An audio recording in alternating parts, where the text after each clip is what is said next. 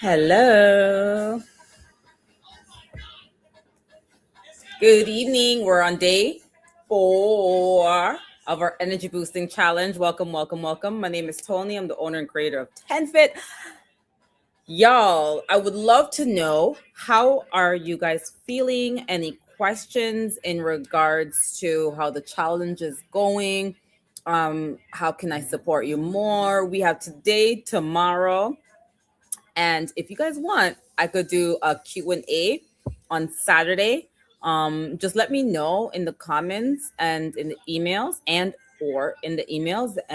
we can do that. But for now, we have 2 more days, and I have something special to announce afterwards, because guess what? We're going back into the fall. Well, not technically fall yet, because fall's at the end of September, but you know what I mean. September and the summer, more like kids are going back to school. Some of us are going back to school, and we're getting a little bit more chilly. So I call it the fall season, right? We're going into another part of the year. So I will be dropping something very, very special, things that I drop every quarter. Um, but more on that later. And I don't know if I'm going to drop it again this season. So look out for what that is. In the next few days, you're going to hear about that. Tomorrow, for sure, you're going to hear about that. All right. So let's get into the meat and potatoes of today. So, and if you guys hear the fire trucks, please ignore it, because I literally live next door to a fire station. And they just drove past downstairs. So, not my building, but they're gone somewhere else. And I live downtown Toronto. So, there is that as well. Okay. So, we are going to be talking about hydration. I'm just going to get the slide up so you guys can look on that. And then you guys can look on, let me see if I have it on here. This one. Okay. So this is what we're talking about today. Hydration, not hydration. Oh my goodness. Hydration was yesterday. My apologies. Oy vey.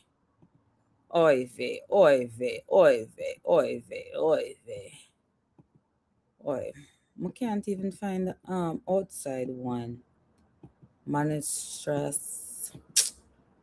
Chatteratted. Hold on there. Hold on there. Hold on there. Hold on there. I'll just leave the action one for you. Um, let's choose a different asset here. What do I have? Actions, just so we're both on the same page. Oy, Mr. Devla work overtime today to rotted. Okay, so maybe I'll give you guys a different one, because on Instagram it's so wonky. Okay, you guys could look at that one. All right. So let's get into the meat and potatoes of today. It's fresh air. Fresh air is our topic, being outside. Once again, I have Instagram going and YouTube going. Also, Instagram, I had also linked the YouTube in my bio if you would like to follow there. And then let me put this on here for those that want to follow me on Instagram or send me an email. I have it on the screen. Perfect. All right, so let's get into the meat and potatoes of today. So the outdoor provides you with free aromatherapy. How, you may say? Well, according to science, you really should just stop, smell the flowers. Fun fact: the other day, I usually say, like, when people say, "Oh, smell the roses," I'm like, "What are you talking about? Flowers either stink or you can't smell nothing." The other day, I was walking past hydrangeas.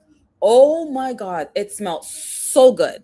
It was by this building. Oh my goodness, it was so beautiful. So now I see why they say that. So research shows that natural scents like roses, freshly cut grass, pine make you feel calmer and more relaxed. Well, for me, freshly cut grass, no bueno, because I'm allergic. So once I smell that, my throat tightens up, and this girl has got to be inside right away. The outdoor also boosts your immune system. Scientists think that breathing in photo photoson sides, I can't say certain words because of my tongue, guys, sorry. Airborne chemicals produced by plants increases our levels of white blood cells, and this helps us to fight off infections and diseases. The outdoor also helps us with seasonal affective disorder. So in the winter, shorter days and lower light levels can trigger seasonal affective disorder, or SAD, a reoccurring condition that's marked by symptoms of anxiety, exhaustion, and sadness. When it gets dark, you know how you feel. It's always like, oh, you don't feel like doing nothing. It's too cold to be outside, you know? So you just lack that energy. So doctors say spending the time outside can lessen SADS severity, even if the weather is cold or overcast. SADS, remember, stands for seasonal affective disorder. So the outdoors also restores your focus. Can't concentrate at work? Leave your office for a few minutes and go for a stroll in a nearby park. Studies show that walking in nature helps to restore your focus. So there's a few benefits that we're going to be talking about. So there's three benefits, and we're going to go over some science. All right. So benefit number one, it lessens your anxiety. Even if a simple plant in the room or pictures of nature can make you feel less anxious, angry, and stressed, but it's better if you get out of the room and go out. So in the mornings, it's good to go for a walk, or when you come home, instead of being cooped up inside, just go for a quick little walk. And I've already told you guys, if you go for a walk and put on a podcast, a book, meditation, something, that's going to also help you. So exercise is good for anxiety too, but it's even better if you do it outside. Remember the three things I told you you can do all in one? That's part of our challenge this week. So sunlight helps to keep your serotonin levels up, which is very important. This helps raise your energy and helps your mood calm, positive, and focused. That's why I tell you guys, if you can, try to go outside before work. That will put you in a positive mindset going forward in that day, especially if you do it on the Monday to kick off your week, because you know it's going to be a crazy week. At least you did it one day, which is good, and you get that in your system. Benefit two, it's social. When you get outside your house, it's not only Mother Nature you see, you also connect more with people and places in the community. So, human contact and sense of community are important to your mental health, which we are huge on over here at 10Fit. So, plan a walk routine to a friend's house, then to the park to do some exercises. When I walk and I see a bench, I will walk to like one bench and then do like push-ups or dips or side dips, a plank. So I utilize everything that's around me. If there's like a you know, when you're walking and they'll have like a ledge, you could do step ups, right? Step ups. So incorporate exercises throughout your walk. And you can also finish up at a local coffee shop. So you might be surprised of how good it makes you feel. And if you don't like coffee, you know what I mean. Benefit number three, it helps you to feel better about yourself. So a little as 5 minutes of outdoor activity can help you improve your self-esteem. This is especially true if you're near water or green space. For me, the point of me living downtown by the water, and that was by design. Everything I do is by design. Um, it's by water. I'm a water girly, and I love outside. I love nature. Like I'm a nature. Like I wish I didn't live in Canada because I would be outside all the time, and by the water. That is my absolute favorite thing, and that puts me in a positive mindset. Like anytime I go by the water, you could ask me to do anything, and 9 times out of 10, I will do it if I can, obviously, because it puts me in a better mood. Less chance I'll say no. So you get more relaxed. Like a walk, a bike. By me, also they have a new park, beautiful park. You could go. I haven't biked there, but I walked there with my friends, and we hung out. It was really nice. You see the sceneries by the water, beautiful. get a book and go and read there. Oh, perfect. That puts you in the best mood ever. Hey, Stace.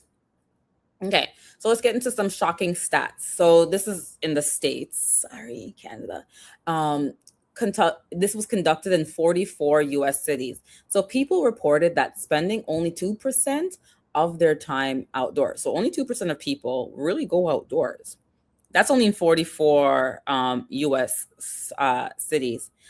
If you are part of my email list, you will see the links all in there. And the rest of their time was spent indoors or traveling to and from work, which I could say here, I can speak for Toronto because that's where I live. Most people, they're just working. That's their life, just working. Very rare you're going to have time to do other things. Time to do other things, because time is something that you design. You can put in a time where it's needed. So anyways, that's a whole different discussion for a whole nother day. We'll put that on the back burner.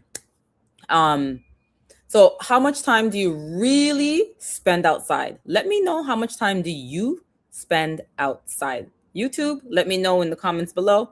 Instagram, let me know below this video. How much time in a week would you say you spend outside? So if you say you go outside every day, so you say you work 5 days a week, you go outside 5 days a week, and you might do, say, half an hour before work and maybe another half an hour during or after work.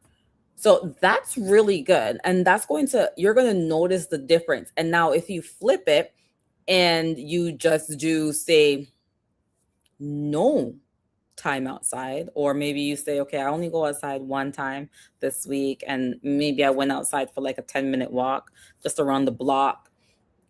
See how that makes you feel. So test out different things to see what works with your body. You're not going to know what works for you, because these stats are great, but what works for you is the key, right? And the best way to know that is by testing different things. I'm giving you the tools of things that can help you to benefit you, but what are you doing currently? Are you just watching me and listening to this, or are you implementing these things into your daily lives, which is the most important part? Test things to understand how things work. Okay. So, oh my God. Sorry, my window's open, and like I said, I live downtown. So you know what kind of people's around here, locals. They're like cussing somebody. So spending just a fraction of your day outside can boost your energy big time, as I mentioned. In fact, another study found that 90% of people who say they feel more energy when they do activities outside. It only takes maybe 20 minutes, which is why on this challenge, I have it where you only do 20 minutes of outside minimum. Um, it significantly boosts your energy according to research. Plus, it can help you to get a natural dose of vitamin D, which is something we lack as women. A lot of times we lack vitamin D. Okay. Which is also linked to health benefits. Vitamin D is very important. Vitamin B and D, and obviously there's other ones which we could talk about in another video. But those two, especially when it comes to energy, are very, very, very important. Vitamin D, you could get naturally from outside. Sometimes we're lacking it so much, you have to take a supplement. That happens to me sometimes, and I have to take a supplement.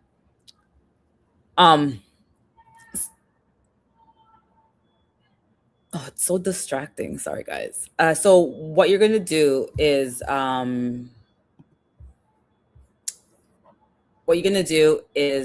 for the challenge, let me get this one up so you guys can see this one. So don't forget, for the challenge, day 4, you're going to check off, did you do your movement? Doesn't have to be exercise, but movement for 15 minutes. Your food, what did you eat? How much water did you drink? Did you spend any time outside? And meditate or something calming, which we're going to talk about tomorrow. That's tomorrow's topic. All right. Thank you guys for showing up. And I will see you guys tomorrow. Hope you guys have a great evening. Have a blessed evening. And make sure you're participating. Leave your comments below. And if I can support you in any which way, if you need to know more tips, what you can do, email me and or comment below and I can give you some suggestions. All right. With that being said, I will talk to you guys tomorrow for day number 5, where we're going to end off. And my big announcement will be for tomorrow. We're going to have a party. Special invite is going to be happening. That's all I'm going to say for now. With that being said, good night, y'all.